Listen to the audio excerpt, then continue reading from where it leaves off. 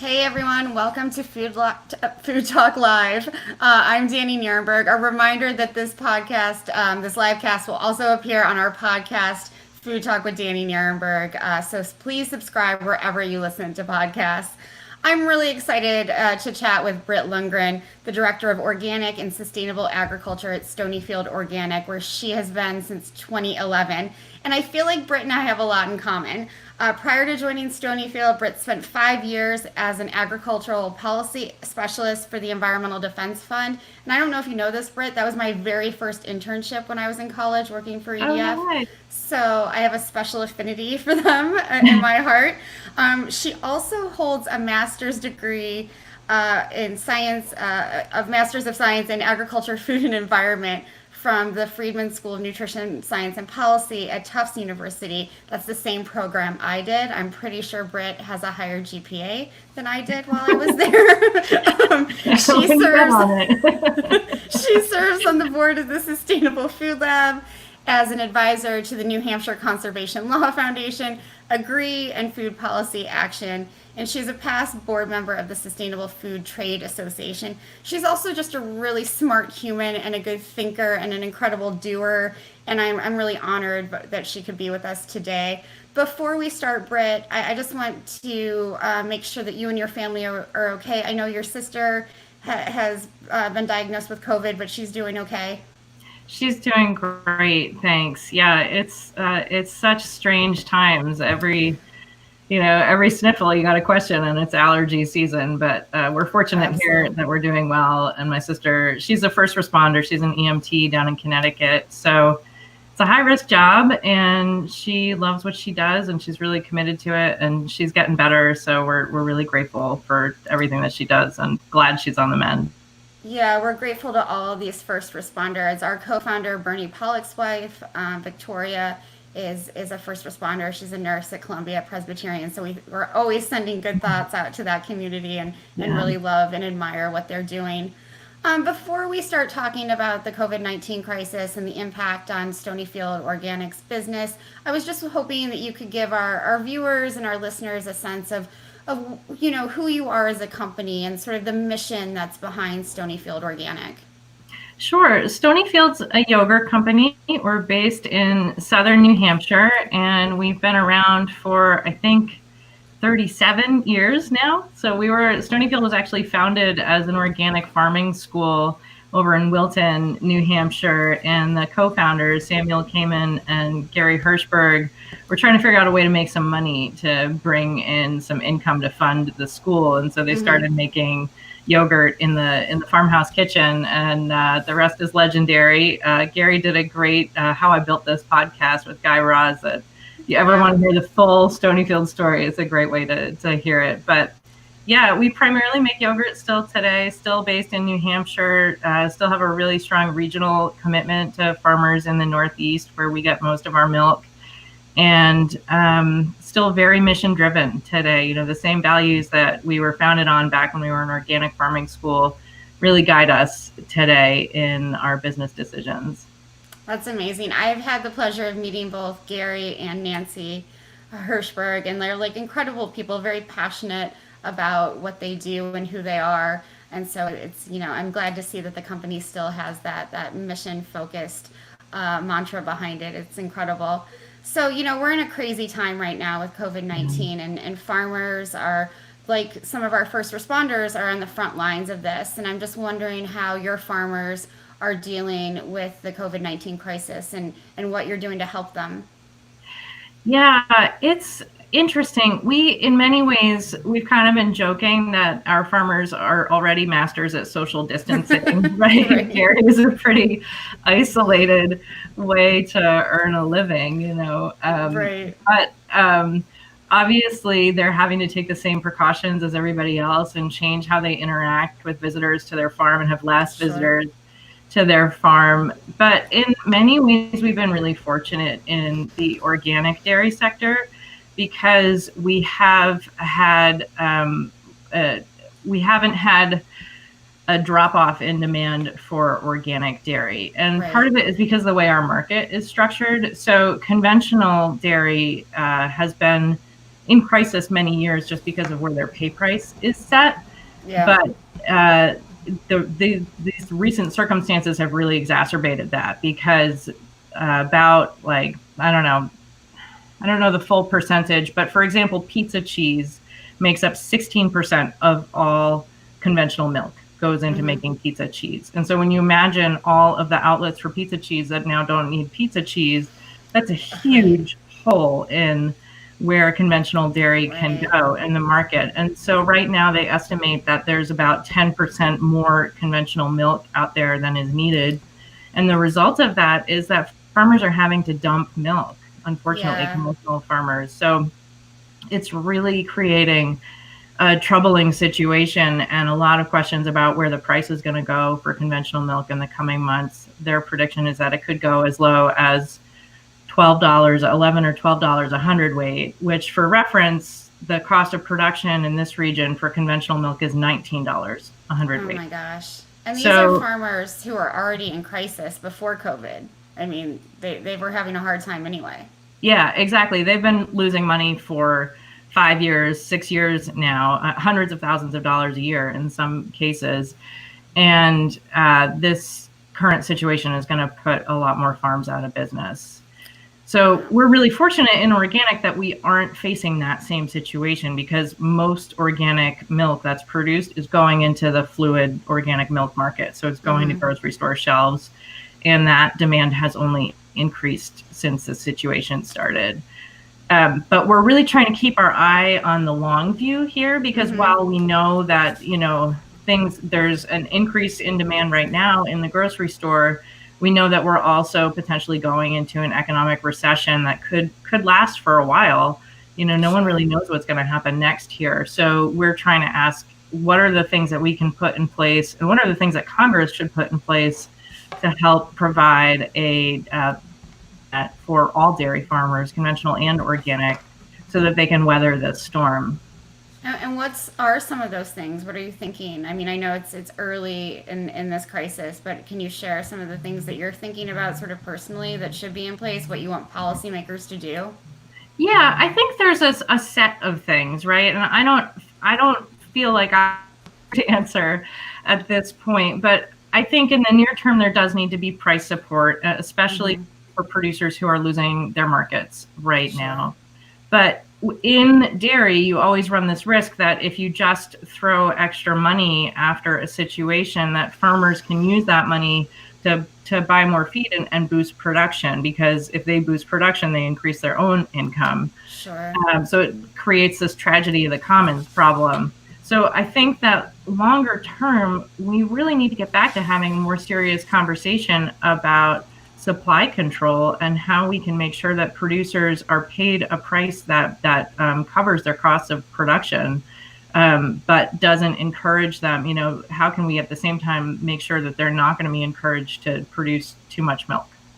Right, and it's a travesty that during this time when so many people are out of work and so many people are in need and who could, benefit from liquid milk and other dairy products, that it's being, dumped or thrown away. And that's not the fault of the producer.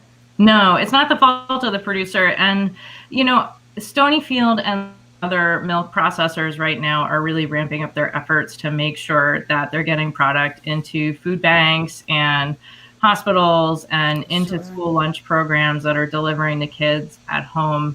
I know that we've really ramped up our own product donation efforts and have like a whole new website where folks can go and request product now. And getting product into the hands of folks who are hungry is a really high priority across the dairy industry. And we'll make sure that we. Sorry, I just want our viewers to know that we'll make that website available on our social media and our website, so that folks, if they're in need, they can go and look at it. But please continue. Yeah, thanks.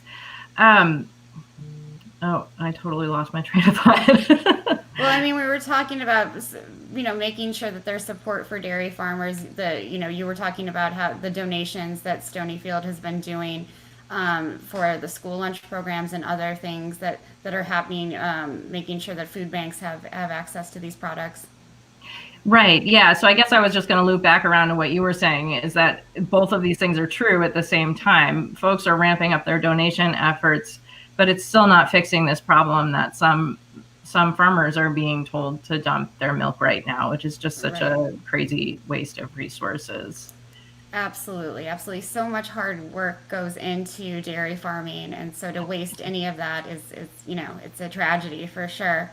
Yeah. I want to move to, we've talked about farmers, they're good at physical distancing and social distancing. Well, how about the workers who are part of Stonyfield's operations? How are they reacting to the crisis? I'm sure they're all very concerned. And how is Stonyfield working to protect them? Yeah, we have really put the health and well-being of our employees front and center in this situation. And as a food manufacturer, we've always focused on good manufacturing practices that include having personal protective equipment and things like that. But we have really ramped up our hygiene practices in the plant, ramped up our sanitization practices in terms of, all commonly used areas and commonly touched surfaces are getting sanitized many times a day. We just instituted temperature checks at shift change. So every time somebody arrives at the plant for work, their temperature is going to be taken to make sure that folks are, not coming in if they might be a little bit under the weather. And we've got a lot of measures in place to encourage social distancing in the plant and the warehouse, and even in our conference rooms and our cafeteria. There's only one table. There's only one chair at every table in the cafeteria right now. It's super sad, but it's like, this is what we have to do. So, and we've also increased wages for employees in our plant. We recognize that they are working really hard right now to keep up with the increase that we've seen in demand and help us get product out to the stores, because consumers are buying more right now. But we recognize they're putting themselves at risk to do that. So we've increased hourly wages for everyone who works in the plant and warehouse.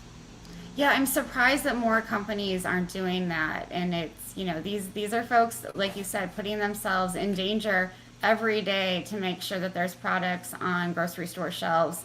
I think, getting back to policy, what would Stonyfield as a company want from the federal government in terms of support for doing that kind of thing? For raising wages, for making sure that their workers are protected, for helping farmers make sure that they can continue over the long term.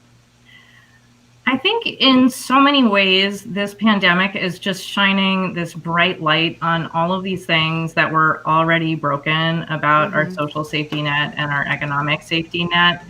And I think we really see this with hourly workers who are part of the food system somewhere. We have been longtime supporters of businesses for a fair minimum wage and their petition to raise the minimum wage to $15 an hour by 2024. And so that's, there's just basic things like that I think if Congress were taking care of these things that should be a part of our social and economic safety net, these other things wouldn't be a problem. I see the meatpacking industry is such a good example of this right now. You cannot turn around without seeing another news story about another meatpacking plant being shut down because of an outbreak of COVID in their plant. And I think it's really a symptom of the fact that there were not good working conditions in those plants before, right? They didn't have good employee health and safety measures in place. And so those situations are just ripe for an outbreak of COVID. And we're seeing it happen now. It's super scary for those folks. Absolutely. Yeah, again, they're on the front lines. It is super scary. You talked about a broken sort of social safety net.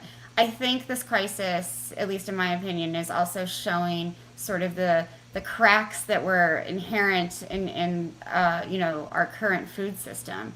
That there, you mentioned the slaughterhouse and processing plants.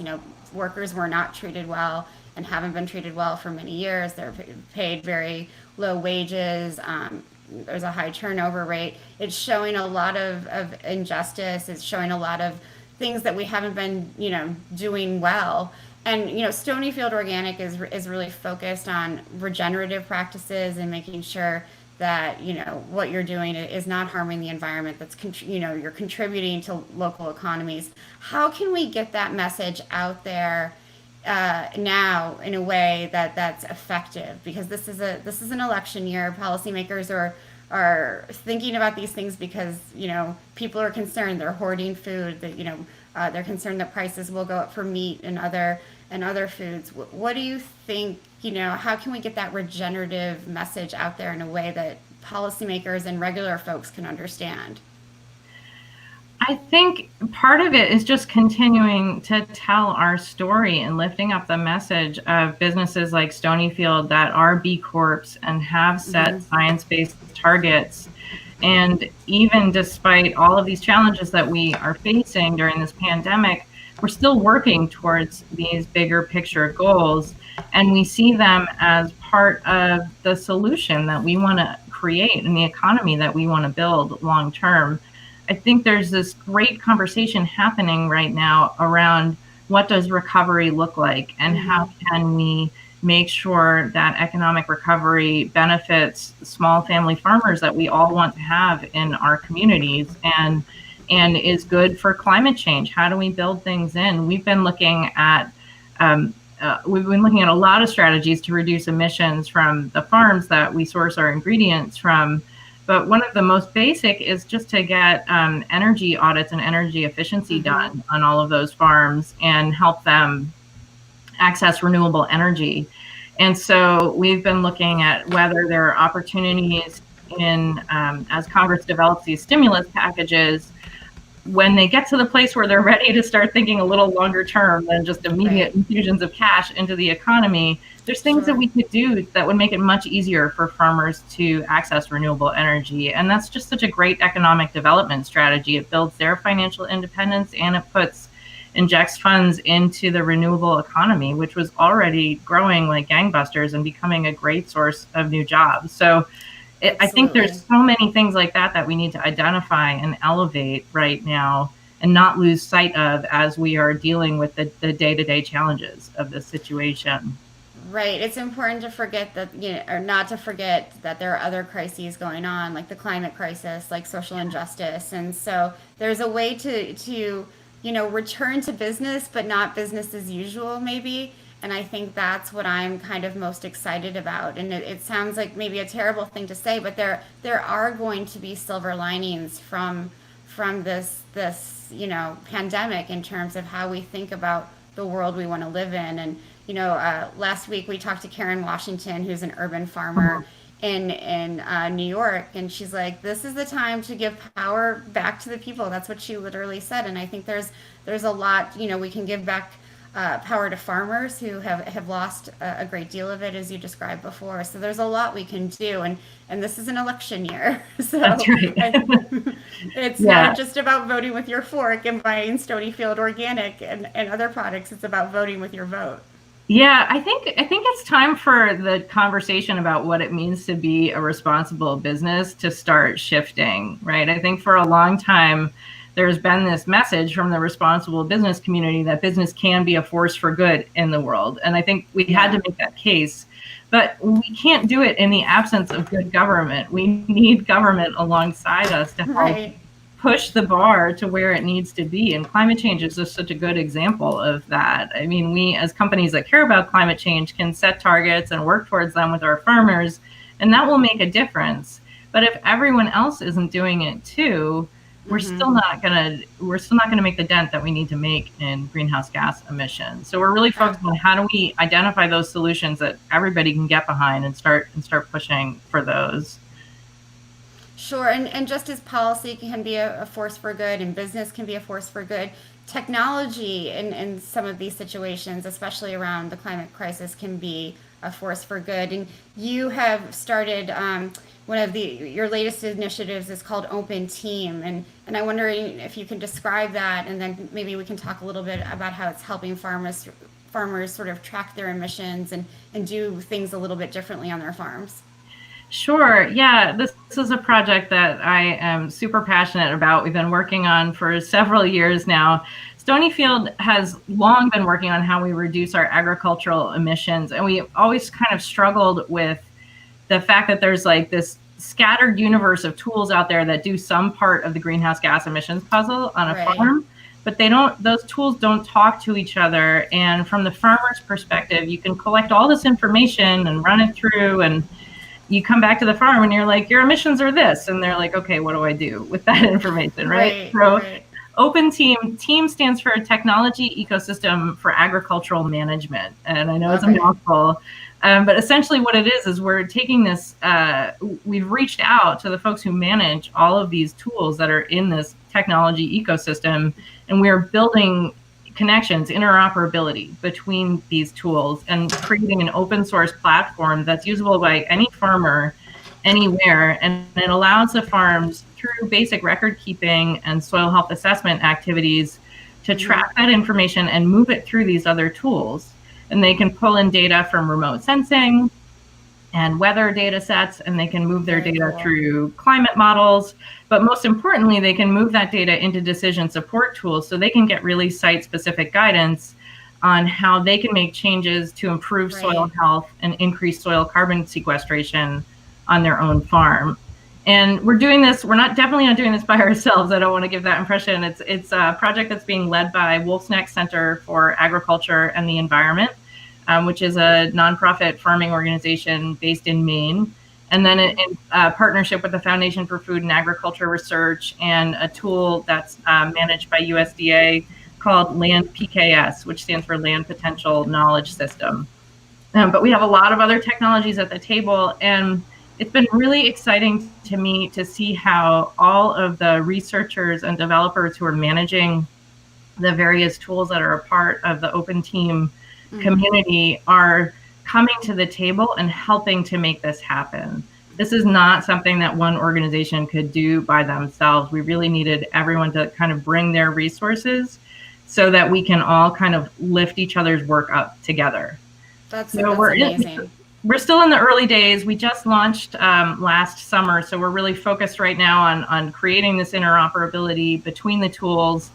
And then the next step, which we've just begun, is to start identifying a network of farms that will start trialing these tools with us and give us feedback into a human-centered design process so that we can make sure that we're developing something that's actually user-friendly from a farmer's perspective. So we'll be ground testing these and getting that information back. And then the ultimate goal is to build as big a network as we can of farmers who are using these tools to improve soil health and track the benefits that they're creating. It sounds so incredible because on the one hand, it sounds like, you're streamlining everything, you're making it more simple, but it's also, making it more high tech so farmers can really track these things and know, what's happening from year to year. So I love this idea of going forward by, going back and vice versa and really helping farmers do the things that they're doing anyway. They're tracking a lot of this data, but getting them involved in the process, having them, really work with the researchers and the developers. I think that's exciting. Yeah, and we're also really trying to just improve the efficiency of how farms track data. So, for example, we have a group of organic dairies in the Northeast that are part of Stonyfield's supply chain or shipped to Organic Valley, which we also get milk from them. And those farms have started working with us to track their grazing. So we've got them using this record keeping tool called FarmOS, and we're going to start doing soil assessments with them, provided we can figure out a way to do it without going to their farm. It's all gotten a little more complicated. But the hope is also that this record keeping that they're doing can also serve as their record keeping for organic certification. So we've been talking to a couple of certifiers about how we might tie that together so that from the farmer's perspective, they can track a piece of information once and have that information be usable in a whole number of different settings. We're also talking to USDA about how we can align what we're doing with their soil health assessment so that we are doing something that's usable in both places. And so when the farm goes in to sign up for a conservation program with USDA and they're already using Open Team, they've got their soil stuff all figured out and it can plug right into USDA systems too. Yeah, that efficiency part is key for farmers who are so busy. They're not just, producing food, but they're business people and they deserve their time to be respected like we all do. So making everything more efficient for them, I think, is amazing. When does it launch again? When do you hope to start having farmers test it? Well, we've started this growing season with a small set of farmers that are already affiliated with Open Team in some way. And then starting in the fall, we will open up an application period where anyone can sign up. And we have different levels that farms can sign up at. So if a farm is really engaged in research and they want to do the whole 9 yards, there's a pathway for that. But if they just want to do soil health assessments using Land PKS on their phone, and log that information and maybe use it to get some decision support back, there's a path for that too.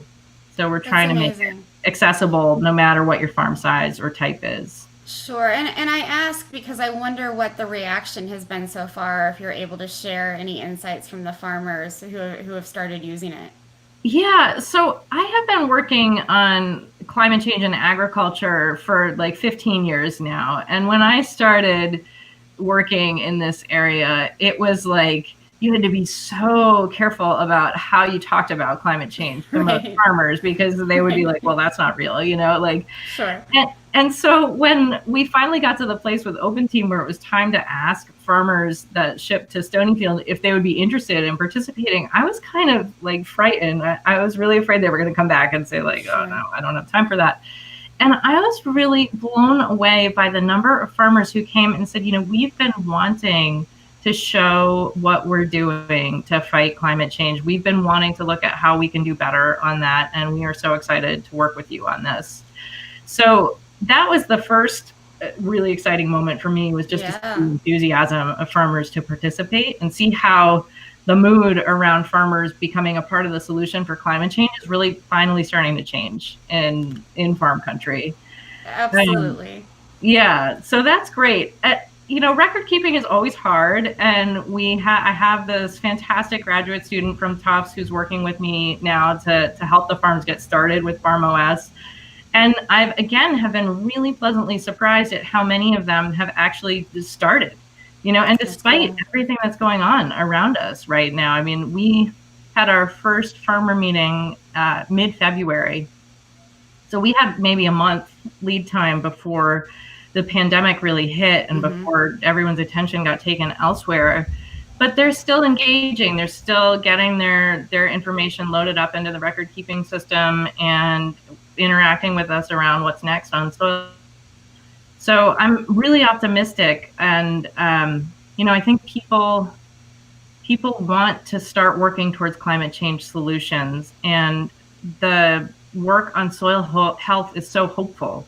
It's one of the few places in climate change where we can offer a solution that is good for everybody involved. It's not just good for climate and the environment, but it's good for farmers' bottom line. When they improve soil health, they can improve their yields. Dairy farmers are improving the nutrients they get out of pasture. Sure. And so it's really, it's a solution that just offers so much. And I think that's part of why there's so much enthusiasm around it. Yeah, it offers all these win-win-wins. I mean, there's nothing you can criticize about improving soil health. It just makes everything better for farmers, for all of us as eaters, and for, the world. So that it's a really incredible project that you're working on. So I can't wait to hear more about it. Like once you get more data, I'm such a nerd about that, but I want to hear like how it's going. So thanks for explaining it to us. You've been pretty inspiring during this call, and you've been pretty hopeful. How are you keeping your spirits up? I've been asking people, who inspires them? Are there particular organizations in their communities that, make them feel good during this time when we all need a little bit more hope and inspiration? Any particular people stand out for you? Oh gosh, I think honestly, this Open Team community, I mean, not to just like stick on that topic, No. but we were supposed to have a meeting out at this ranch in California in the second or third week of March, and of course that got canceled. And we had to reconfigure. We had like 3 days to to take a 3-day meeting and plan it, for 30 people and figure out how we were going to do it on Zoom during the first week that everyone was really starting to work from home.